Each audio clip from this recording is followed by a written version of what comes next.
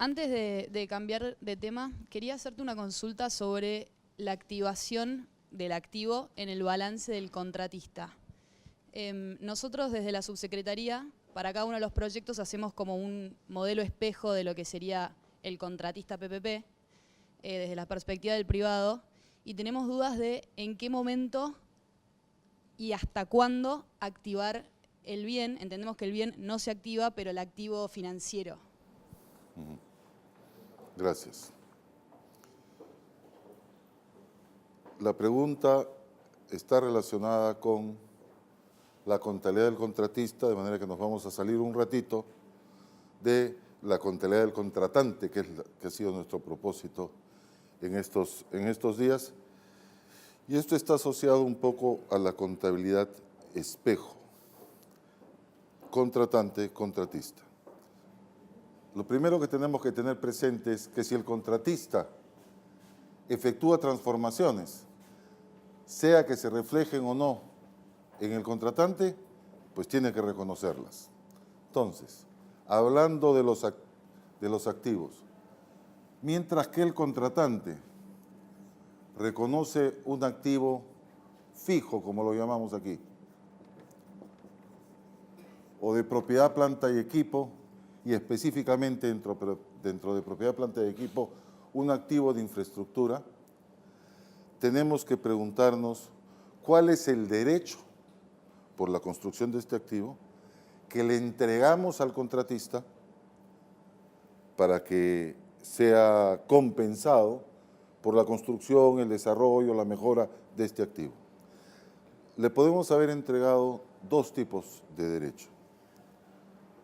Ahora estoy aquí con el contratista. Voy a decir, para facilitarme la cosa, empresa privada.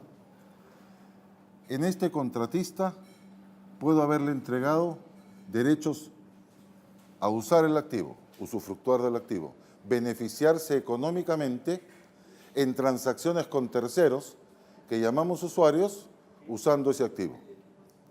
Si ese es el derecho que le dimos, tengan la bondad, estoy pensando, y a veces me da ganas de pensar en que clasificamos al Mundial. Decía yo de que yo le puedo haber otorgado al contratista el derecho a usufructuar de ese activo. Y si eso es lo que yo le entregué, el monto total que invirtió, desde el punto de vista contable, corresponde a un activo intangible. Este activo intangible refleja el derecho a explotar ese activo durante el plazo, generalmente el plazo de la concesión. O la segunda cosa que puedo yo haber contratado con ese contratista es, te voy a pagar. Y si le voy a pagar, el contratista tiene un derecho a recibir efectivo o sus equivalentes. Consecuentemente, ese será un activo financiero para ese contratista y como ya ustedes conocen, ese activo financiero estará relacionado en el reconocimiento inicial por un monto igual de pasivo financiero, cuenta por pagar, en la contabilidad del Estado contratante. Entonces, son las dos únicas alternativas. Si tiene un activo intangible, significa que ese costo invertido en el intangible, que corresponde al mismo monto del activo que me transfiere, ese activo lo tendrá que amortizar otra vez en el plazo de la concesión y este será su gasto. ¿Cuál será su ingreso? Fundamentalmente el recaudo de terceros, sea peaje, sea el nombre que le pongamos. Pero si tiene cuentas por cobrar, estas cuentas por cobrar están sujetas a costos financieros. Y si están sujetas a costos financieros, significa que periódicamente les agregará intereses. Consecuentemente, periódicamente, cada mes en realidad, reconocerá ingresos financieros. Aquí voy a hacer un paréntesis sobre alguna modalidad de contratación de participación público-privada que nos lleva a problemas o a discusiones extremas en contabilidad. El caso es el siguiente: si yo garantizo, como ocurre en el sector energía, si yo garantizo una rentabilidad al contratista, pregunta, ¿el contratista ha hecho una inversión o está operando activos de energía? Otra vez, si yo le aseguro al contratista un rendimiento medido para periodos anuales, de repente, un rendimiento del 12%, ahora 14%, si yo le garantizo ese rendimiento, ¿cuál es su objeto de negocio? Invertir con rentabilidad fija, en cuyo caso su actividad es financiera, o dedicarse a la operación de energía, a operar, etcétera, en cuyo caso, cosa que hace, en cuyo caso su actividad será de servicios de energía. Planteo esto como un tema extremo, lo cual se resuelve ciertamente evaluando el tipo de riesgos que uno asume cuando realiza una actividad. Cuando yo le aseguro una rentabilidad del 12%, yo le estoy diciendo que el riesgo comercial lo estoy asumiendo yo, contratante. Lo estoy liberando al contratista de ese riesgo. Pero me pregunto, ¿lo estoy liberando del riesgo de la operación? ¿Lo estoy liberando de que no le imponga yo penalidades porque se cayó tal línea de transmisión y él no la repuso en los plazos que tenemos convenidos? Porque no tenía el stock, por lo que fuere, porque no llegó. Frente a el análisis de la actividad en la que estoy, depende de los riesgos asociados a mi actividad. Y no creo yo que un solo riesgo pueda definir si una actividad es financiera o es de servicios. Entonces, regreso. Esta cuenta por cobrar la actualizo por intereses que generan ingresos financieros. En mi estado de resultados del contratista, ahora se llama estado de resultado integral, ¿no es cierto? NIC 1. En ese resultado integral, el contratista va a tener, primera línea, ingreso financiero. Primera línea, ingreso financiero. Segunda línea, gastos por amortización. Seguramente tendrá gastos de administración y otras cosas, ¿no es cierto?, para llegar a la línea final. Pero estos serán sus componentes principales que reflejen su actividad. Tendrá, si es de energía, operación y mantenimiento, o vial, operación y mantenimiento, etcétera. Pero este será su ingreso principal, venta arriba. Entonces, estas son las dos únicas alternativas que pueden existir. Tercer asunto asociado a este reconocimiento de transacciones en la contabilidad del contratista. ¿Y cómo calcula estos intereses? ¿Utiliza las tasas que utilizó para postular a la licitación? Probablemente no, porque podrían presentarse las siguientes alternativas. Yo, Estado, en el momento inicial reconozco una cuenta por pagar igual a esta cuenta por cobrar. Por ejemplo, el monto que invertí en la construcción de activos, de los activos de la concesión y que el Estado me va a pagar. Eso fue en el momento inicial. Pero si el Estado, y ese es el reconocimiento inicial, pero si el Estado convino en pagar X monto, como suele ocurrir en los contratos, acordamos que voy a pagar por ello tales montos. Estos montos podrían o podrían no reflejar esas tasas de interés que utilizó el contratista cuando hizo su propio modelo financiero para postular a la licitación. Entonces, ¿cómo voy a definir, cómo voy devengando intereses en la contabilidad del contratista? Comparo los montos convenidos en el contrato con mis montos invertidos y a los que tengo derecho a pago. Comparo ambos montos y determino mi tasa interna de retorno. Ese es el camino más obvio. ¿Sí? Es el camino más obvio. No necesariamente es el único camino. Algunos contratistas van actualizando esos intereses en su contabilidad, considerando tasas alternativas. Esto lo permite además NIF 9 ahora, antes la NIC 39.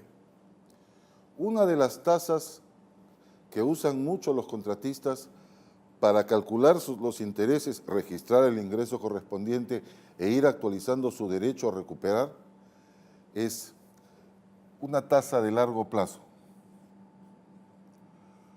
Y las tasas de largo plazo generalmente corresponden a las tasas de deuda soberana, de bonos del Estado. Y yo he visto casos en que van actualizando sus intereses sobre la base de esas tasas. A mí me sigue siendo más fácil entender que frente a esta cuenta por cobrar que yo tengo registrada, porque tengo derecho a que me paguen por la construcción, si yo tengo que recibir X monto contractualmente, a mí me parece que lo mejor es calcular cuál es la tasa implícita en esto e ir corrigiendo mis cuentas por cobrar por esa tasa de interés.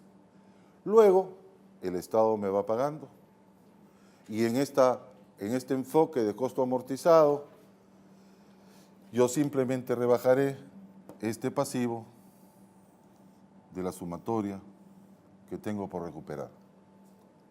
No sé si explico la pregunta, no sé si desean insistir, pero por eso decía yo que el gasto financiero del Estado no necesariamente corresponde al ingreso financiero de la empresa, no necesariamente. A veces utilizan tasas distintas y así calculan sus ingresos por intereses.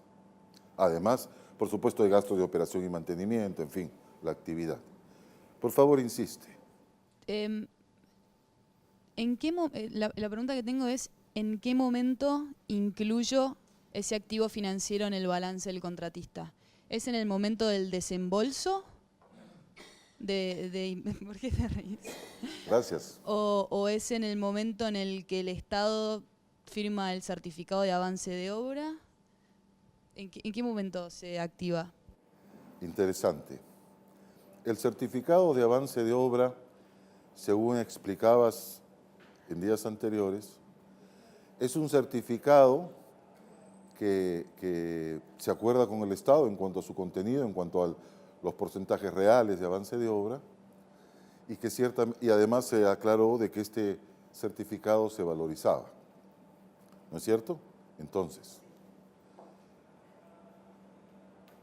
y finalmente, luego de 3 meses, se emitía un certificado que era algo así como una certificación de Estado de que yo le voy a pagar, vaya usted con ese papel y gestione sus recursos al contratista. Muy bien. Yo, contratista, voy ejecutando el contrato según los términos contractuales. Eso significa que yo voy construyendo. Entonces, primera transacción. Tengo que construir, contrato a alguien que construya, yo no soy constructor, contrato a alguien que construya y me pide un anticipo, como suele ocurrir en el sector construcción. Me dice 20% para que yo me instale e inicie. Muy bien. Y en ese momento me emite una factura. Ese subcontratista civil me emite una factura a mí, contratista del Estado, en un contrato PPP. Pregunta, ¿no se generó ya ahí una transacción? La respuesta es sí. Por lo tanto, en ese momento, que puede ser el día 1, estoy en el día 1, después del contrato, tengo una cuenta por cobrar en ese día 1 y tengo una cuenta por pagar a aquel que va a construir el bien. ¿Sí? Esta cuenta por cobrar en el día 1 corresponde a una cuenta por cobrar al Estado. Todavía necesitamos un proceso de aprobación y esto se produce cada mes. Esto de aquí es un anticipo al contratista, al de allá, al tercero. ¿Sí? Yo me voy a llamar entonces, yo que he negociado con el Estado, me voy a llamar operador y voy a decir que hay otro que construye al que lo voy a llamar contratista. Entonces yo tengo un anticipo al contratista. A fin de mes, el Estado me dijo, en efecto, has avanzado tanto, valoricemos esto en tanto. En ese momento tengo una cuenta por cobrar al Estado. Vuelvo sobre este tema porque es muy importante. Entonces, en el momento de del certificado de avance de obra, se contabilizaría la cuenta por cobrar del Estado. ¿Sí? Sin embargo, ese certificado de avance no representa una obligación de pago para el Estado. Yo no comparto eso contigo. Por favor, no la griten. Por favor, ¿qué les pasa a los caballeros? Dios mío. Dios mío. Noten ustedes que nuestra colega está confundiendo exigibilidad con obligación de pago. La exigibilidad es en los plazos establecidos en el contrato. Primero te doy el certificado trimestral, en la forma en que sea, es la exigibilidad. Pero eso no significa que yo no tengo una obligación con el contratista. Prueba de ello es que probablemente nuestros contratos tengan algún capítulo que hable de terminación anticipada. Probablemente nuestros contratos tengan, no he visto ninguno, la verdad, pero en ese capítulo de terminación anticipada, ahí vas a encontrar que dice, sí, por las causas previstas se interrumpiera el contrato, etcétera, etcétera, se efectuará una valorización y se pagará en el Estado, una cosa muy similar a eso. Eso claramente indica que yo tengo obligación en el día a día.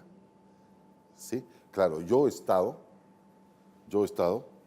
no reflejo todas las transacciones del contratista, de este operador contratista. ¿No es cierto? Yo, Estado, a fin de mes, es cuando me entero que en efecto avanzaron por 10 millones de pesos y por lo tanto yo ya tengo una cuenta por pagar de 10 millones y una obra en curso de 10 millones. ¿Sí?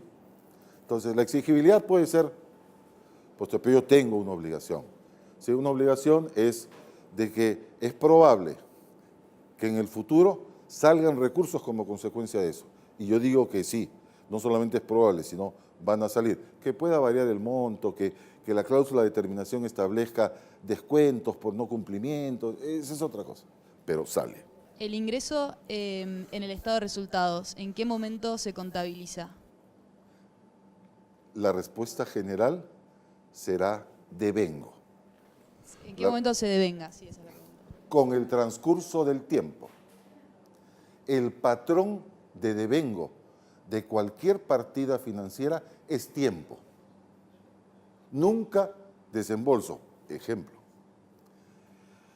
Yo para contratar un préstamo necesito pedirle, para cierto tipo de préstamo necesito pedirle a un banco que actúe como estructurador, el que coordina con los otros, cuánto va a poner cada cual, el que hace todo el trabajo. Y por eso me cobra, por supuesto. Ese costo puede hacer que yo lo desembolse en el día 1 del préstamo. Pero ese es un costo que se devenga con el transcurso del tiempo. Entonces, los ingresos por financieros asociados se devengan con el transcurso del tiempo. ¿Será suficiente, digo yo, que calculen esto cada mes, utilizando tasas de interés efectivas? Esto, el ingreso financiero. Igual lo calculo cada mes, así como calculo el avance de obra y registro la obra en curso, contra el pasivo financiero, también voy registrando los intereses desde cuando corresponda. No sé si estoy respondiendo a la pregunta aquí. Ahora, ese es un tipo de ingreso. Si esto está financiado y tengo peajes, voy devengando. En el caso de los peajes, ahí coincide el devengo con el cobro, ¿no? No sé si hay peajes aquí que uno puede pagar después, pero digamos, para los usuarios comunes, los que transitamos, pagamos y ahí devenga. Reformulo lo que dijiste a ver si entendí bien. Entonces, el ingreso financiero ocurre durante la construcción, indistintamente si el Estado te dio este papelito, el TPI, o no te lo dio. Ya no necesitamos ir a clases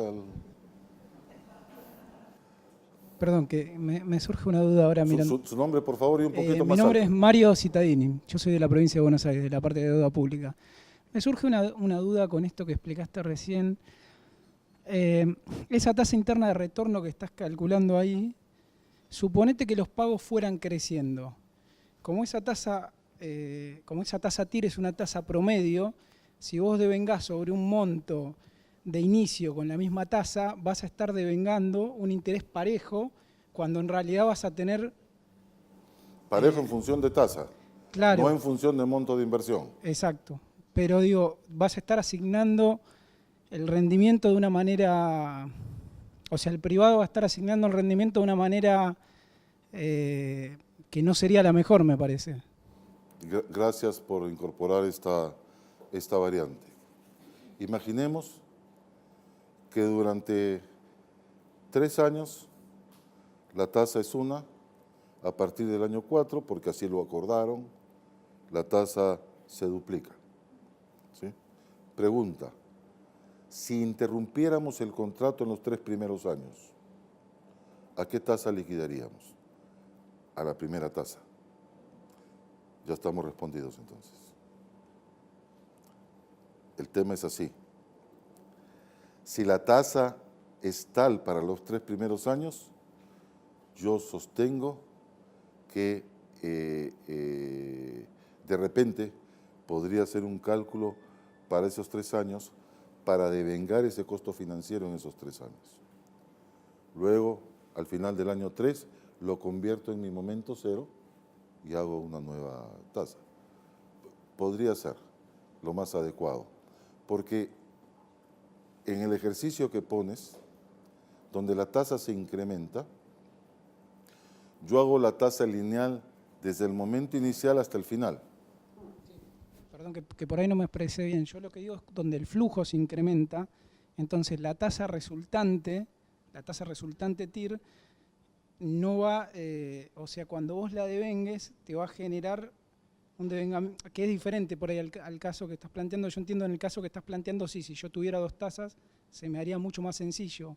Pero cuando yo calculo la TIR con todo el flujo, ese flujo me influencia toda la tasa y cuando yo lo estoy asignando al principio, me va a generar, digamos, que yo asigne, digamos, que yo devengue. Exacto, eso es lo que quiero decir. Creo que no. Yo voy a calcular la TIR comparando el monto contratista, el monto que voy invirtiendo y que lo estoy acumulando aquí en mi cuenta por cobrar, con un número de pagos determinados o determinables en el contrato. Por lo tanto, no se produciría ningún efecto. Tú dices, como yo voy invirtiendo más, la tasa de interés va creciendo. Si los flujos son fijos, la TIR es perfecta. Si los flujos son crecientes, la TIR recorta el flujo, los flujos más altos van a quedar a menor tasa y los flujos más bajos a mayor tasa. Ya entendí. Gracias. Entonces, lo que se plantea ahora es que los pagos acordados son crecientes o podrían ser decrecientes. ¿Qué propones? Ok, que sean crecientes. ¿Qué propones para determinar la tasa implícita de... Yo lo que pensaba que se hacía, sin conocer cómo es el tema, es que vos tomabas esos pagos de compromiso como que lo que realmente tenés que asignar en cada momento. Por eso cuando vi lo de la TIR me sorprendió, porque me parece que se altera en el devengamiento.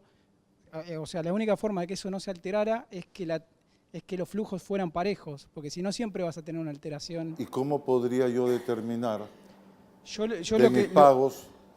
La forma en que yo acuerdo mis pagos en un contrato de PPP es, yo voy a desembolsar tanto en tales oportunidades. Pues hay una segunda variante, yo voy a desembolsar tanto más calculado de esta manera si se produce tal hecho, los aportes contingentes. Entonces, cuando yo me comprometo a aportar dinero, significa que yo voy a transferir este efectivo, independientemente de que sea utilizado o no sea utilizado. ¿Sí? Por lo tanto, ¿por qué crees, otra vez, me interesa, ¿por qué crees que la tasa interna de retorno complicaría? Porque la tasa interna de retorno es el cálculo, voy a aplicar esa tasa interna de retorno sobre el saldo de la cuenta por cobrar. Estoy mirando la contabilidad del contratista y no la del contratante. Yo me comprometí a desembolsar 100 millones de pesos cada 3 meses. El impacto de ello simplemente va a tener que cubrir todo esto, lo va a cubrir, puede cubrir inversión ya efectuada o inversión no efectuada, que podría ser otra variante que incorporemos. ¿Por qué la tasa interna de retorno distorsionaría el reconocimiento de los intereses? Porque entiendo que le estarías asignando a los primeros periodos un rendimiento mayor del que realmente están teniendo. O sea, al ser esa tasa un promedio, estás distribuyendo rendimientos más altos de otros periodos y asignándolos al principio. Permíteme insistir, esa cuenta por cobrar sobre la que voy a aplicar la tasa interna de retorno para devengar ingresos por intereses, ese es el monto que yo voy invirtiendo.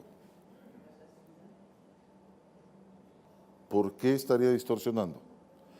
Estoy calculando una tasa de retorno, pero la estoy aplicando sobre el monto que estoy invirtiendo. Lo que vos estás diciendo, así como los compromisos pautados pudieran ser crecientes, el contratista va haciendo inversiones subsiguientes y va haciendo el cálculo a partir de la inversión realizada, no de la que no hizo, porque la que no hizo no dio derecho todavía. Así es.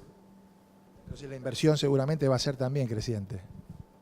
De lo que estamos hablando es de cuál es el cálculo apropiado para poder devengar intereses en la contabilidad del contratista. ¿Sí? De eso estamos hablando. ¿Cómo es que debo? Fundamentalmente el efecto es nulo al final, cero, pero es la distribución en el tiempo de lo que estamos hablando. ¿Estás de acuerdo en que yo para calcular la TIR estoy comparando monto que tengo que invertir con monto que tengo que pagar?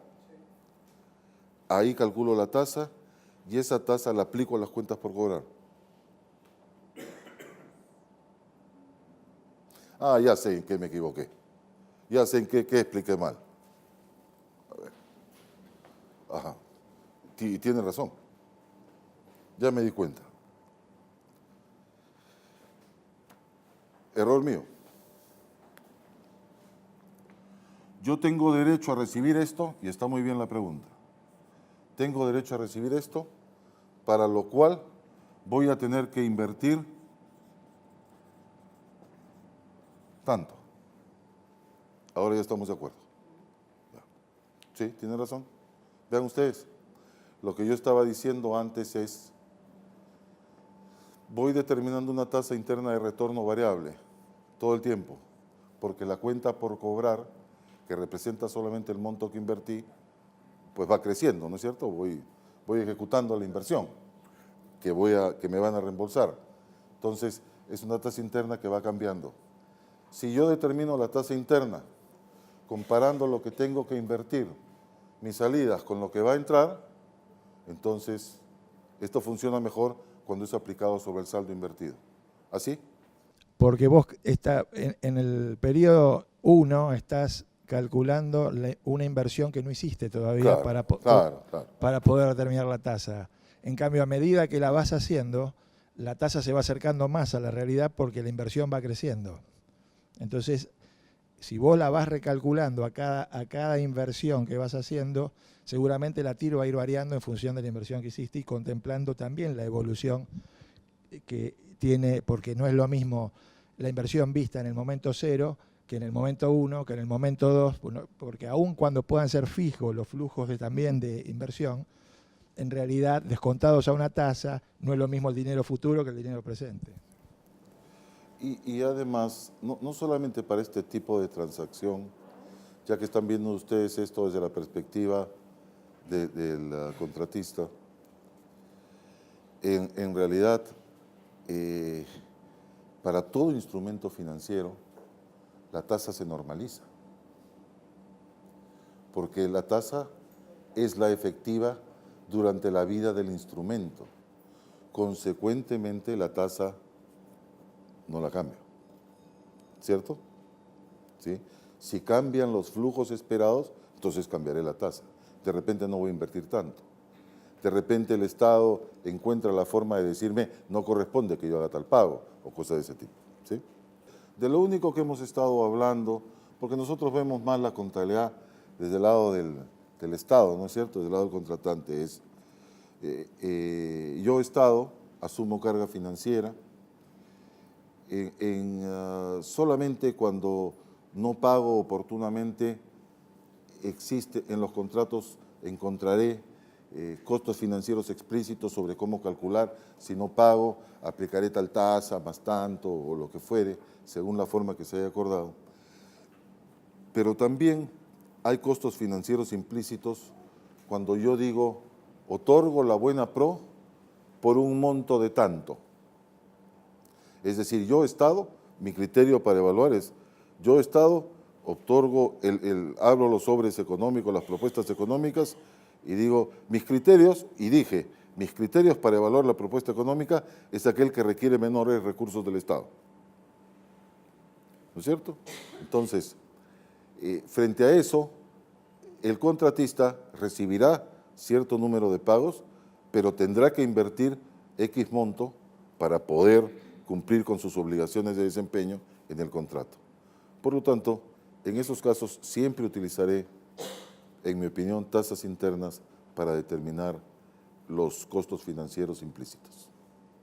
Pero sigue pensando, por favor. Sí. Nuestros contratos de obra pública tienen redeterminación de precios o mayores costos, de acuerdo como le querramos llamar. ¿Cómo incidiría este modelo argentino dentro de las PPP? De la inflación, ¿no? Predeterminación de precios. Redeterminación de precios. Tratamos que el contrato siempre tenga el mismo valor adquisitivo. Claro. Eso existe en todos lados. Sí. Las valorizaciones se van actualizando en función de algunos índices de precios. ¿No es cierto?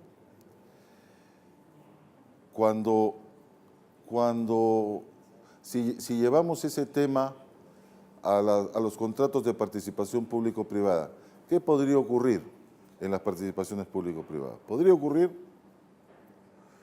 ¿Tendrá algún impacto la inflación? Si yo acordara que los montos en los que yo contribuyo con pagos deben ser corregidos por inflación, los iría corrigiendo, los iría indexando y ese sería el nuevo monto a desembolsar. Si yo tuviera eso, esa indexación daría lugar a un mayor costo de obra, reconocería obra en curso. No sé si estoy respondiendo a la pregunta. O sea, la pregunta fue, ¿qué pasa si cuando yo celebro un contrato de participación público-privada y me comprometo a efectuar tales aportes, esos aportes los corrijo por inflación?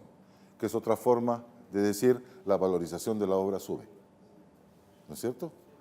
Pues los actualizaría, registraría más pasivo financiero porque lo voy a tener que desembolsar y reconocería, digo yo, obra en curso.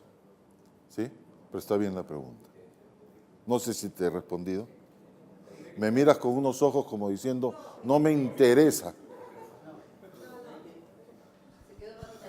Ajá. Patino de nuevo. No, la fórmula no es aplico el coeficiente de inflación base contra origen. Ahí tenemos una fórmula simplificada y una que no es tanto. Entonces lo itemizamos y depende de, qué sé yo, si es una obra que tiene mucha mano de obra, tiene un diferente crecimiento, no todo crece igual. Nunca he visto, yo entiendo lo que dices, pero yo nunca he visto en un contrato de participación público-privada, no sé si ustedes están negociando así, que contemple yo reajustes por las valorizaciones que haga el contratista. No lo he visto, porque eso es lo que me estás proponiendo. Pero si hubiere, si así decidieran pactar, eso significaría que al Estado le crea una nueva obligación, que es entregar más dinero en función de cómo varían esas valorizaciones. En cuyo caso, para el Estado, otra vez, yo digo, sería un pasivo financiero y sería pues una obra en curso, ¿no es cierto? Sí, con lo cual esa revalorización sería parte del riesgo que tiene que tener el concesionario en función de los costos que ha hecho al hacer la oferta de la PPP. Claro, parece que si más bien acordáramos que yo actualizo las valorizaciones y yo, Estado, acepto el mayor costo de esas valorizaciones, parece que el riesgo me lo está poniendo a mí. El riesgo monetario de inflación me lo está dejando a mi Estado porque él va a recuperarlo. Por eso, cuando yo le estoy dando el uso, quizás ese mayor costo se lo puedo reconocer permitiéndole el aumento de la tarifa. También puede ocurrir. Ahora tengo una consulta simplemente, y en este esquema de uso o crédito, si el concesionario para mejorar el servicio decide hacer una obra por su cuenta, la obra directamente impacta en el activo del concesionario, no del Estado, hasta tanto esa obra la entregue terminada. Digamos, que no esté dentro del pliego original determinada obra que deciden para mejorar el flujo de circulación, para darle poco más de seguridad. Eso recién el Estado lo puede reconocer al momento de recibirlo, pero no cuando el particular hace la inversión. ¿Estás planteando el caso de obras adicionales? Obras adicionales, pero no contempladas, no contempladas en el pliego original. En el contrato es decir, original. El contrato original dice, bueno, a ver, para mejorar el flujo, decido Pasa mucho. construir más casillas, iluminar mejor la zona de peaje, o iluminar mejor un cruce. Generalmente lo llaman obras complementarias, ¿no? Entonces,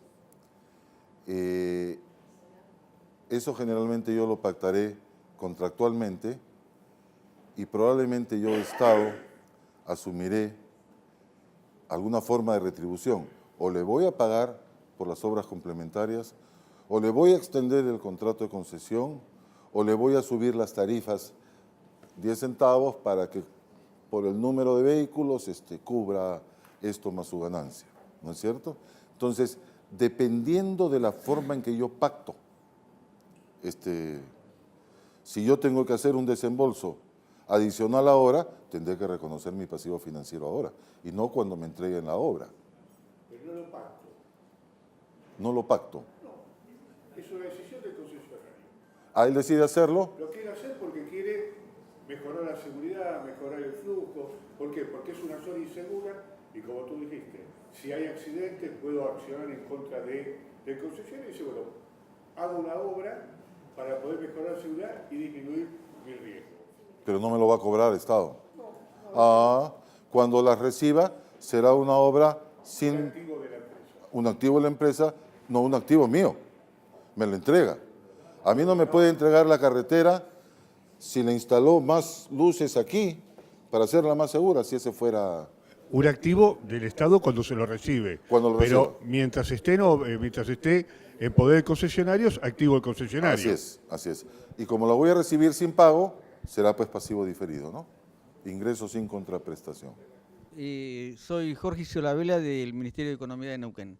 Solamente para aclarar, la ley de PPP se aparta de la ley de obras públicas, es decir, recae todo sobre el contrato y en la licitación. En el contrato se verá si se hace un sistema de redeterminación por los efectos de la inflación, si se contrata en UVA, UBIS o otra alternativa de contratación. Pero estará contenida en el contrato. Y a Debe estar partir de ahí en la determinaré mis licitación obligaciones. o en el contrato debe estar contenida. Claro. Muy bien. ¿Alguien quiere agregar algo más? Avancemos un poco. La norma contable dice que no tengo que esperar a la comprobación total de que voy a tener que desembolsar algo para reconocerlo. Esto probablemente sea sea de mayor aplicación cuando estoy en una etapa de fase y operación, pero la SP32 se refiere a los temas de provisiones y me envía a la norma correspondiente dentro de ese mismo modelo, que es la norma 19. ¿Qué es lo que pretende discutir la norma en estos aspectos? Dice, yo no necesito esperar al momento final para saber que se va a activar algo que va a obligarme a mi Estado a realizar contribuciones adicionales en una fase de operación y mantenimiento, contribuciones a las que yo les he propuesto que las llamemos subsidios. Entonces, de acuerdo con, si quiero hacer una contabilidad más completa, y yo voy midiendo, porque tengo estadísticas de repente previas, de repente estadísticas que se generaron en los primeros años de la PPP, yo voy midiendo si para el periodo de medición de pagos complementarios, si se puede, si razonablemente puedo esperar que se active algo que me lleve a mayores desembolsos. Si ese es el caso, si yo voy midiendo eso y observo que esto me podría conducir a tener que hacer esos desembolsos adicionales, no debo esperar, este es el tratamiento contable, no debo esperar a ese momento final para recién reconocer mi gasto y mi obligación correspondiente en la forma de una provisión.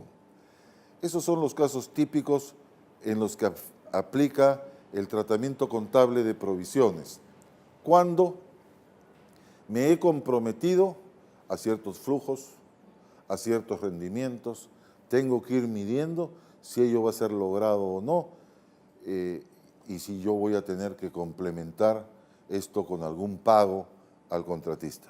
A eso se refiere el tema de provisiones. Frente a las provisiones, para el mismo tipo de situaciones, yo también podría evaluar ese hecho, si voy a tener o no voy a tener que desembolsar, y podría ocurrir que todavía no sea tan claro el tema de si se va a activar tal elemento que va a hacer que yo, Estado contratante, tenga que desembolsar más. A eso los conocemos como pasivos contingentes y su tratamiento es solamente de revelación y nada más. Sigo. La principal discusión respecto de estas obligaciones que se generan en las participaciones público-privadas es en qué momento, primero, si aparece deuda pública y en segundo lugar, en qué momento aparece deuda pública. ¿Sí? Voy a empezar con la forma en que lo hacemos en Perú para que ustedes puedan ir reflexionando sobre el tema. En Perú, nos negamos a reconocer deuda pública por aquellos pasivos financieros generados en un contrato allá de APP. No los reconocemos, sino cada año vamos considerando la porción que corresponde a la que tenemos que atender en términos de efectivo en ese año. Ejemplo más concreto, construimos carreteras en contratos de APP o PPP, como los llamamos aquí, construimos carreteras y nos comprometemos a desembolsar pasivos al contratista en plazos mayores a aquellos que toma construir la carretera.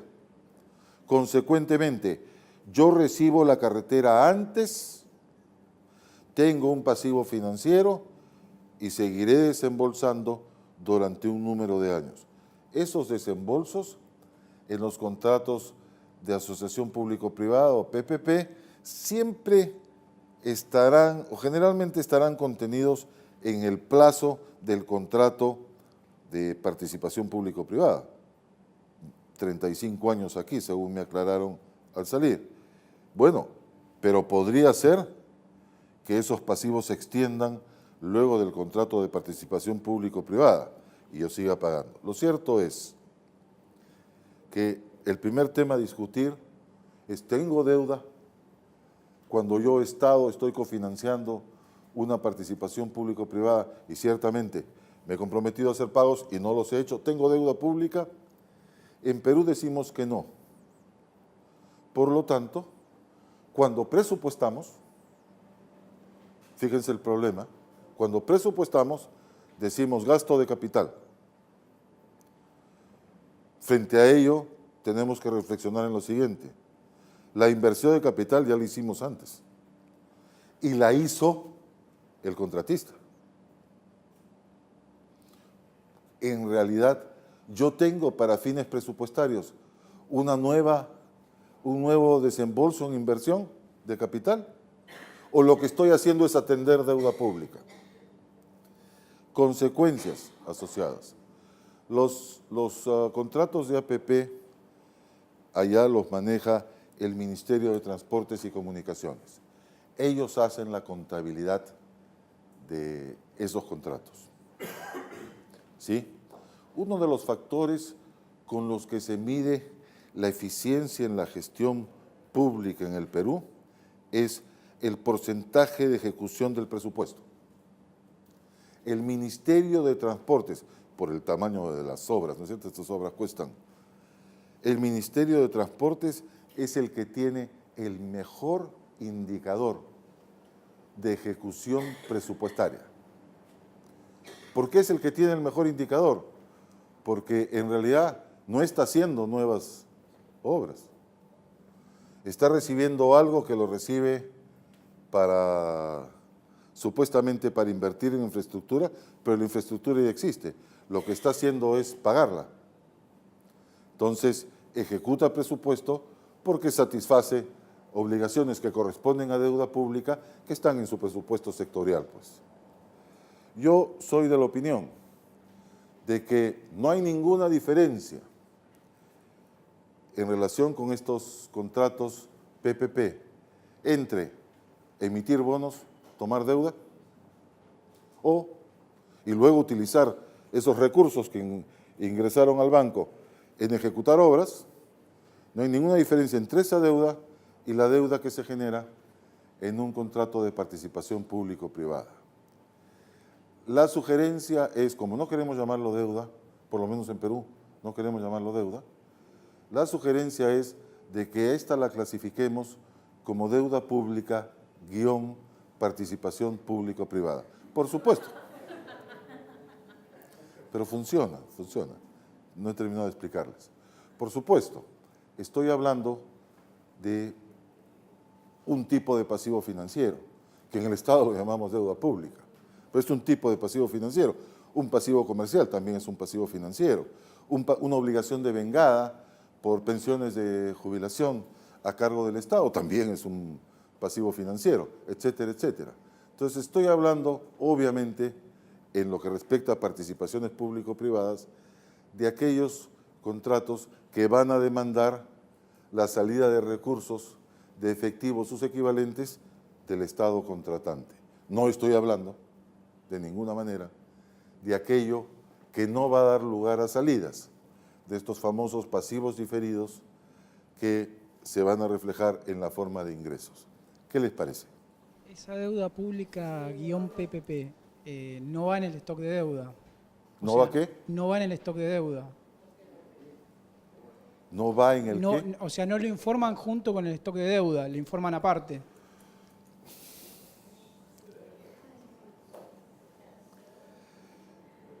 No lo informamos como deuda pública si te refieres al manejo de deuda pública que tiene la Dirección de Crédito Público, ¿no es cierto? Sin embargo, yo tengo que decir lo siguiente.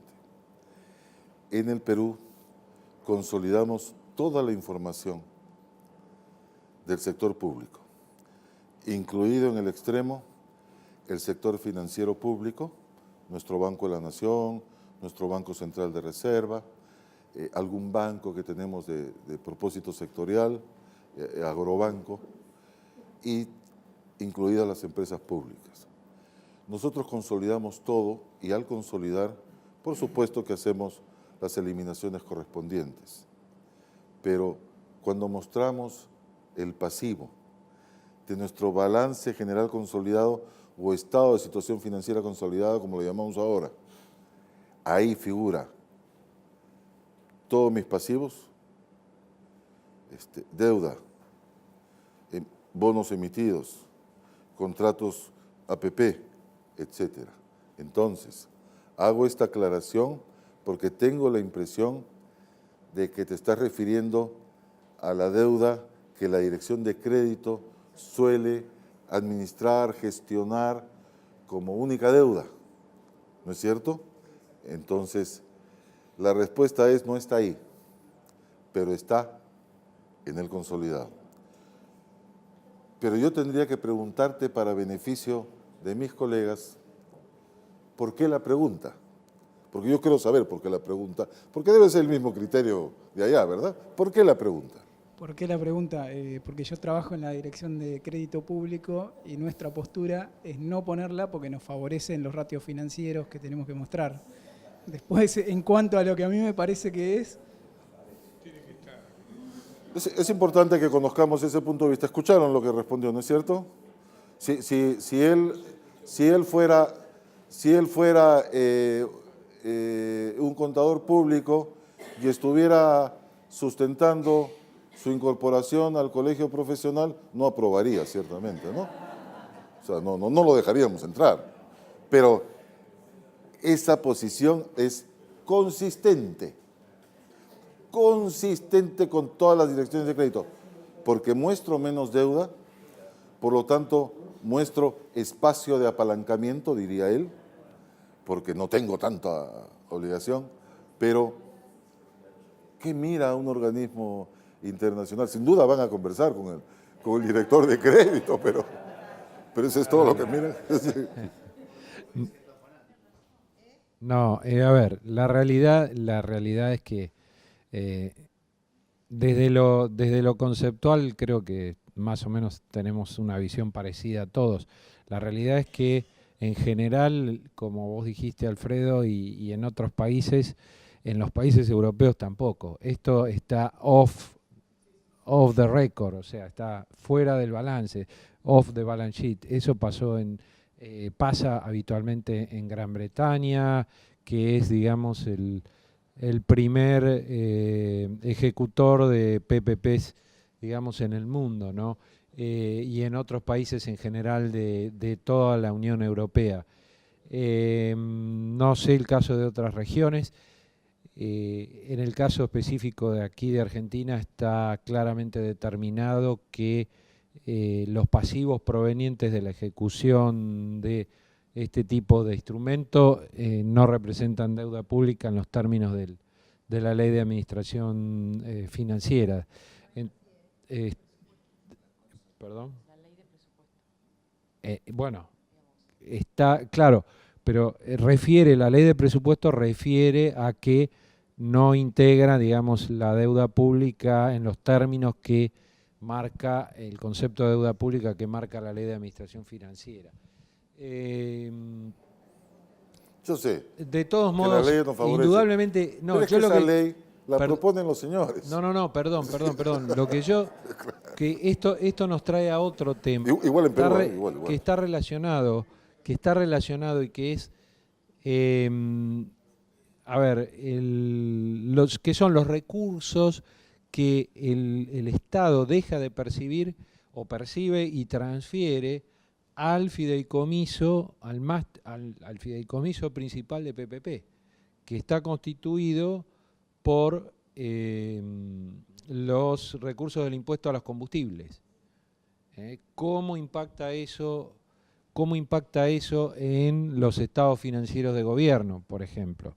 Porque son recursos que, si bien se recaudan y son de muy fácil recaudación, porque cada vez que vamos ahí a llenar el tanquecito, pagamos impuestos. Una buena parte del costo del combustible en Argentina son impuestos nacionales, algunos coparticipables, otros no, provinciales, porque claro, todo el mundo, no hay dos ventanillas. Uno cuando carga combustible no tiene dos ventanillas, dice, no, el costo del combustible me lo paga acá y acá hay un señor de rentas, AFIP o qué sé yo, que diga le cobro acá el impuesto porque usted cobró combustible. Eso no está transparentado adecuadamente, pero tiene un alto componente, el precio del combustible, que son impuestos. Estos impuestos está previsto en la legislación que van a ser para este tipo de instrumentos, o sea, para invertir, para hacer inversión. Para financiar inversión. Para financiar inversión, que se llama PPP, claro. ¿verdad? Pero el tributo es el origen. En realidad lo que yo voy a usar en la inversión es el efectivo que me ha generado. Es el efectivo que transfiero. Pero a propósito de lo que señala el compañero que ha venido, que sostiene que esto no es deuda pública, su respuesta es, la he escuchado muchas veces, es absolutamente consistente con lo que las direcciones correspondientes sostienen. Sin embargo,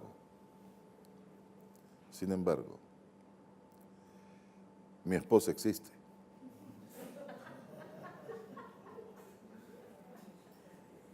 Lo que quiero decir es, tal vez sea malo el ejemplo, pero la deuda existe. ¿Sí? No hay duda sobre el particular.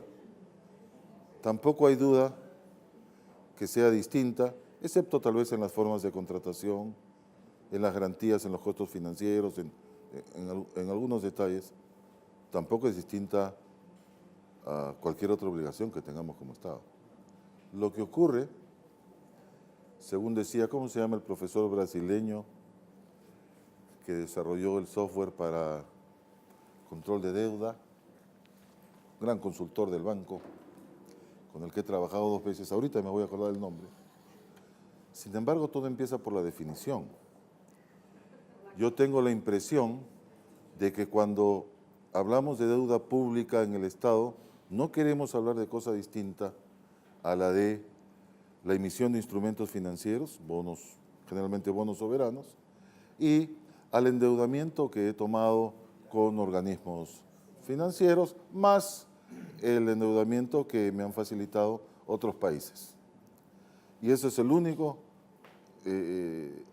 los únicos componentes que yo encuentro cuando miro una lista de deuda. Pero tendrás que entender que nosotros tenemos que mirar la cosa desde la perspectiva del financiamiento total que tomamos como Estado, y desde esa perspectiva para nosotros, cuando tratamos de resolverlo en la materia contable, decimos, esto es un pasivo financiero. No queremos llamarlo deuda, no importa, deuda-PPP.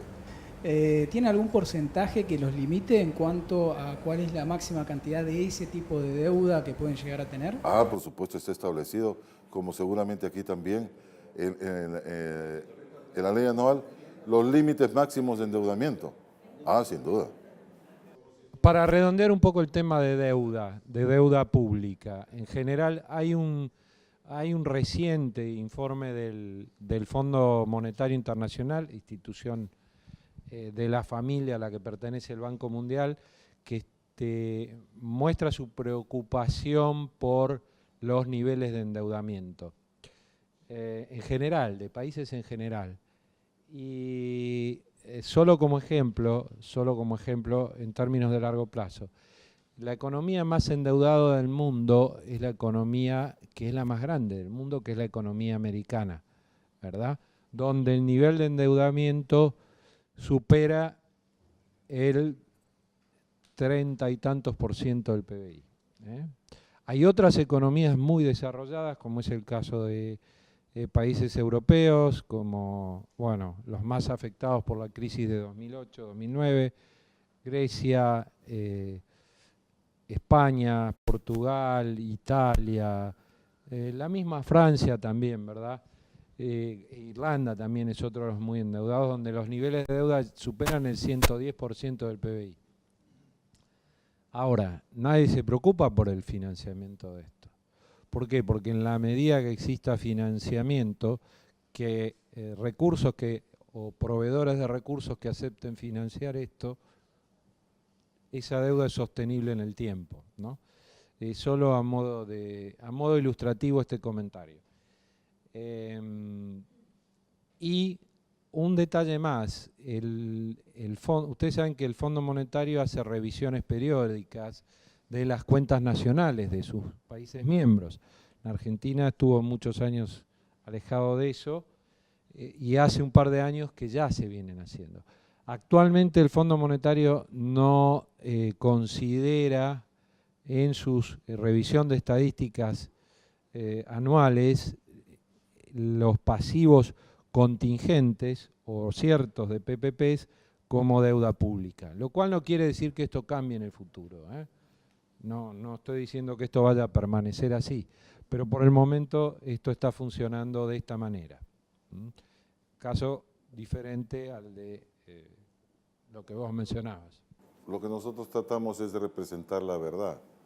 Estos son criterios temporales que están siendo tomados. Y lo hago porque adopto nuevos criterios, nuevos conceptos normativos. Es como yo el año pasado fui adulto mayor. Con la nueva clasificación por edades, este año yo ya no soy adulto mayor, tengo que esperar 10 años más. Soy adulto mayor, no hay forma de cambiarlo. No hay forma. Sí. Porque cambió la clasificación. Ahora los adultos mayores empiezan en 70. Y así seguirán cambiando las cosas. De repente voy a cumplir los 70 y me van a decir, no, tampoco, tiene usted que esperar. Yo no quiero esperar, ¿no es cierto? Sí. Yo lo que creo que el tema de la financiación, el financiamiento, tenemos que ver a qué se destina ese financiamiento. O sea, cuando hablamos de los países desarrollados y demás, el endeudamiento tal, porque el destino de ese endeudamiento es un endeudamiento para infraestructura, son destinados o sea, lo importante es el destino de ese financiamiento, ¿no? O de ese endeudamiento. Ahora, cuando los países empezamos a endeudarnos, no destinando el endeudamiento a lo que hay que destinar, ahí empieza el problema, ¿no? Claro, pero siempre hay un límite que está en función de cuánto puedo pagar. Sí, no, por supuesto. Si no puedo pagar, nadie me va a dar nada. Muy bien. ¿Alguna intervención final sobre esto? Sí. Yo veo bastante poco probable que en el futuro se quiera reflejar como gasto esto que hoy decimos que no es deuda. Es muy probable que lo que hoy decimos que no es deuda, algún funcionario en el futuro diga, ¿por qué tengo que reflejar esto como gasto si en realidad fue deuda? A mí lo que me genera la duda, presupuestariamente estoy hablando, no contablemente, es que dentro de 20 años o 10 años alguien diga, no, pues yo tengo que hacer una deuda de un gobierno anterior, esto no es gasto mío. Y entonces, si eso sucediese intertemporalmente, el presupuesto te termina mostrando algo más o menos, digamos. O sea, el gasto no lo tuviste nunca. ¿Entienden lo que comenta el compañero? No está mirando el tema de si es desde la óptica de crédito, si es deuda o no es deuda. Lo está mirando desde la óptica, desde su impacto para fines presupuestarios. Cuando yo presupuesto estos pasivos financieros comprometidos en un contrato de PPP, ¿debería presupuestar inversión, gasto de capital? ¿O debería presupuestar servicio de deuda? Si no es deuda pública, ¿cómo podría presupuestar servicio de deuda? Y ustedes van a comenzar a experimentar esto, presumo, ya en la formulación del presupuesto para el próximo año, ¿no es cierto? Porque supongo que estos contratos que han celebrado ya ustedes, pues en algún momento del año se pondrán ya en ejecución, comenzarán a generar obligaciones, ¿no? Entonces, yo tengo la impresión de que cuando estamos con estos temas de esto no lo considero así, esto no lo considero así, no obstante la realidad, yo creo, siempre en mi perspectiva de la sociedad, que no le estamos informando adecuadamente a la sociedad. Eso es lo que yo creo.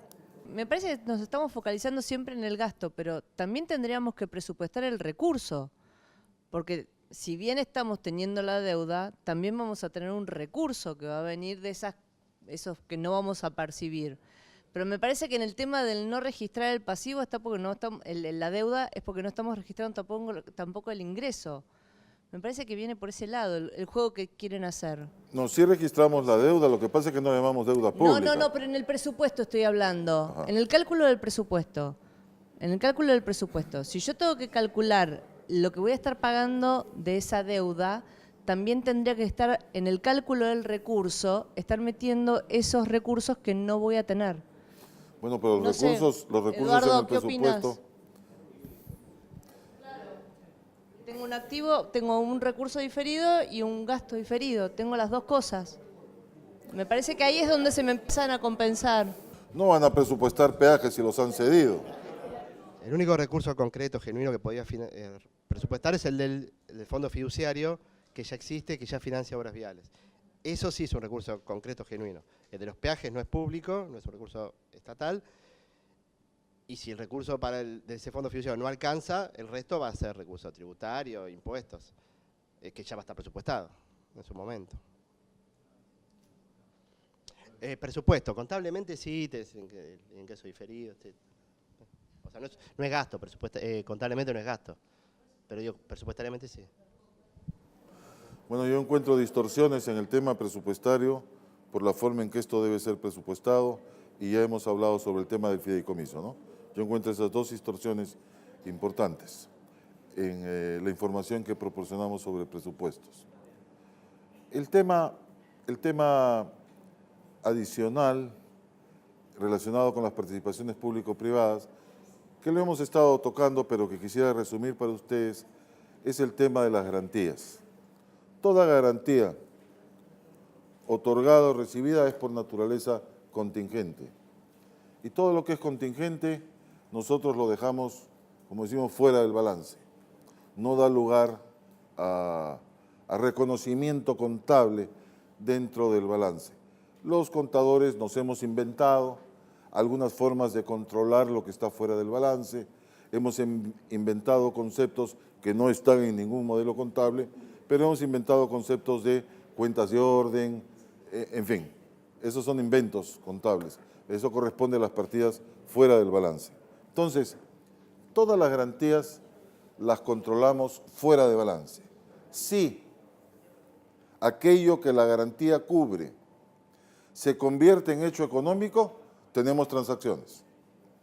Entonces, la activación de las coberturas de esa garantía, de los hechos asociados a la cobertura de esas garantías, genera transacciones. En un contrato he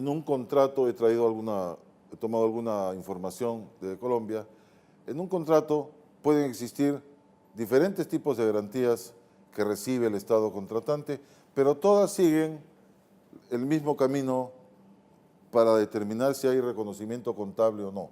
Allá hay, en los contratos de APP, le llaman allá, tenemos garantías únicas generales de cumplimiento de todas las obligaciones del contrato a favor del Estado contratante. Tenemos garantías específicas por la estabilidad de las obras, tenemos garantías específicas de calidad y un número de otras. Hay ciertas, como ya les he repetido estos días, hay ciertas garantías que no recibo. Esto está asociado a la distribución de los riesgos. Hay ciertas garantías que no recibo del contratista. Todo aquello, también lo he contado, todo aquello que no puede ser asegurado no corresponde, no da lugar a una garantía que el contratista me proporcione. Quisiera ahora, salvo que haya algún tema de la teoría, hablar brevemente sobre la información para la contabilidad. Yo sostengo que no podemos apoyarnos desde el punto de vista contable en la información que nos pueda dar un fideicomiso, porque el fideicomiso, insisto, desde mi perspectiva, habrá que mirar qué es lo que podemos lograr en función de las tareas que establece la ley para los fideicomisos, pero en mi opinión, un fideicomiso es un gerente financiero que maneja ciertos asuntos financieros míos específicos fuera de mi entidad. Por lo tanto, la información principal sobre las obligaciones del Estado a propósito del contrato de PPP, la información sobre los activos que se generan en un contrato de PPP, la calidad, la unidad, etcétera, toda esa información no va a ser proporcionada nunca por el fideicomiso. Creo fuertemente, y esa es mi recomendación, que la información sea proporcionada por el contratista. Eso significa que el contratista no solamente tendrá que llevar su propia contabilidad de los activos intangibles, de las cuentas por cobrar, de los intereses que se van devengando, sino que además deberá preparar información adicional sobre las obras que ejecuta, el monto invertido en cada una de estas obras, para lo cual tendremos que ponernos de acuerdo, y yo sugiero que esto se haga contractualmente, en el nivel de detalle que vamos a requerir. Si yo quiero saber cuáles son los activos de la concesión tal, esa información debería provenir del contratista y ciertamente yo incorporarlos en mi contabilidad. Si quiero preocuparme además por los procedimientos, deberé establecer si necesito proporcionar formatos específicos para cargas automáticas o no. Entonces el contratista es la fuente fundamental de información. Además, el contratante también tiene información. Tengan la bondad, el Estado contratante tiene información respecto de qué ha desembolsado en el contrato PPP. Esa es información fundamental. Tiene información sobre qué penalidades ha impuesto. Tiene información sobre cuánto está recuperando cuando se estableció una participación del Estado en los rendimientos de la participación público-privada, de la contabilidad del contratista. Mucha información la capturamos en contabilidad a partir de las áreas técnicas. No podríamos hacer reconocimientos sin esta información. No sé quién emite estos certificados de avance de obra mensuales, pero esa es información que ciertamente tiene que llegar a contabilidad. Y es usual encontrar diversos supervisores del contrato por parte del Estado que también acumulan información. Algunos los llaman interventores, etcétera, pero generan información. ¿A alguien se le ocurre alguna fuente adicional de información para hacer contabilidad? ¿No? Muy bien, a mí tampoco. Una parte fundamental que es para todos los que estamos en la gestión pública es que todo tiene que pasar por el presupuesto, que es el que tiene que aprobar el Congreso. El Congreso es el que habilita toda la introducción de activos que vendría a ser en este caso, pero acá como estamos viendo, como no va a pasar por el presupuesto, vamos a tener todo un incremento de los activos del Estado a través de las obras públicas que no va a estar nunca registrado en el presupuesto. Entonces es una cuestión como que estamos contradiciendo que es el Congreso el que tiene que aprobar la obra pública que se va a hacer. Porque ahora acá todos son transferencias de fondos que le da el Tesoro, al fondo fiduciario. El fondo fiduciario recibe los fondos y le da los fondos al contratista. El contratista, el que va a hacer la obra... Probablemente no le dé los fondos, no permíteme la aclaración. Haga la obra. Pague sí, lo que pague, le diga. bueno, pague a los proveedores, pero nunca va a quedar registrado como ese certificado de obra no va a generar una mayor inversión en el Estado, sino que va a ser, en el momento que se termine la obra, que se concluya, recién va a pasar el activo a formar parte del Estado Nacional. Pero presupuestariamente no va a entrar nunca, porque nunca se va a repasar por el presupuesto esa ejecución. ¿Sí? Con respecto al punto del presupuesto, la ley PPP establece que en el capítulo 9, ahí está la planilla anexa al artículo 59, donde están descritos todos los proyectos con el detalle de los fondos públicos comprometidos, 2018, 2019, 2020, resto y total, y avance físico en los mismos años. Y eso pasa por el Congreso y está aprobado. Laura Laico, la Oficina Nacional de Presupuesto. Entiendo que lo que quiere decir Sergio, vinculado a que no está en el presupuesto, es que no forma parte de los créditos de asignación del presupuesto de la Administración Pública Nacional. Sí que están detallados dentro de la ley de presupuesto los compromisos vinculados a PPP, pero que no hay ninguna partida presupuestaria de la Administración Pública Nacional destinada a fondos PPP. Desde ese lado entiendo lo que quiere decir Sergio de que no forma parte del presupuesto. Sí está en la ley de presupuesto, esto que hablamos de la planilla del 59, pero no hay partidas del presupuesto de la Administración Pública Nacional que reflejen PPP, porque justamente la idea es que no hay ningún fondo de la Administración Pública Nacional destinada a estas obras, sino que los fondos van a partir de los fondos fiduciarios, del SIC Vial, que va a financiar el fondo fiduciario. Entonces, de la Administración Pública Nacional no hay ninguna partida destinada a obra PPP. Entonces, presupuestariamente habría que ver, en realidad entiendo también cómo están diseñados estos contratos, que el pasivo financiero vinculado no va a requerir tampoco fondos de la Administración Pública Nacional para después cancelarlos, que van a ser cancelados con los mismos fondos del SIC Vial, con lo cual tampoco debería registrarse presupuestariamente el pago de esos pasivos, porque va a ser todo a través del fondo fiduciario, con lo cual no habría ni registro ni del capital ni de la deuda dentro del presupuesto de la Administración Pública Nacional. Yo voy a tener que estudiar presupuesto nuevamente, señorita. ¿Sabe por qué? Porque tiene que estar en el presupuesto. No me juegue con eso. No, momentito. Oh, capítulo 9 de los... Espere, no voy a discutir, tranquila, porque si no nosotros cuando vamos a la universidad y le explicamos al alumno nos dicen, los que están en el sector público son burros, y yo no soy burro. Lo quiero muy claro.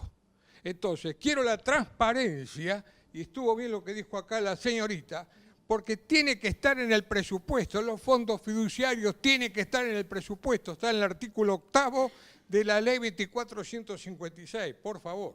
Si no, me voy a estudiar presupuesto de vuelta. Me parece que la discusión recién y el intercambio de opiniones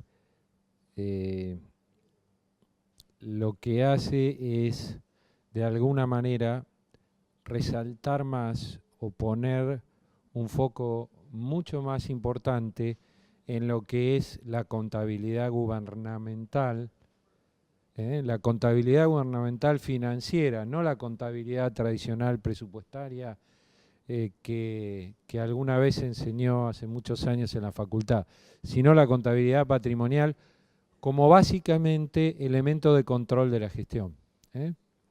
Y en todo lo que En estos 2 días y medio Alfredo nos estuvo explicando de alguna manera sobre la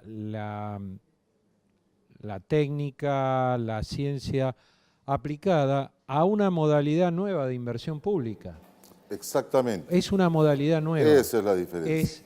No es la tradicional inversión pública que la mayoría de ustedes conocen muy bien desde su conocimiento y profesionalidad en la técnica presupuestaria. Esto es, para nosotros en Argentina, es muy nuevo, y para, bueno, la región, otros países ya lo vienen haciendo hace algún tiempo. Si nosotros decimos sí la importancia que tiene la contabilidad pública, pero lamentablemente o no, toda la estadística y los datos que se dan, tanto internamente a la prensa como al exterior, son datos presupuestarios. Cuando hablamos de resultado financiero primario, siempre hablamos de lo presupuestario, base caja, base de vengado, y la contabilidad donde contiene todo, ese dato no aparece en ningún lado. ¿Sí? Entonces sería fundamental implementar en todos nuestros países, en toda la región, los datos contables, que la gente tenga acceso y sepa leer esos datos. Pero hasta ahora cuando dice resultado primario, resultado financiero, el déficit, se habla sobre la ejecución presupuestaria. Y si todo este activo, base caja, y todo este activo que estamos incorporando no pasa por el presupuesto, nunca lo vamos a estar mostrando en el resultado. Contador Vega, de Contaduría General de Mendoza. Estoy leyendo el artículo 32 de la ley. Dice, para el ejercicio 2017 se establece un tope del 5% del presupuesto general de la Nación que se podrá utilizar para proyectos de participación público-privada, debiendo para los años subsiguientes indicar con precisión en el proyecto de presupuesto las partidas presupuestarias destinadas a estos proyectos. Dejamos el debate para la tarde. Sí, que no se vayan los señores de presupuesto, ¿no?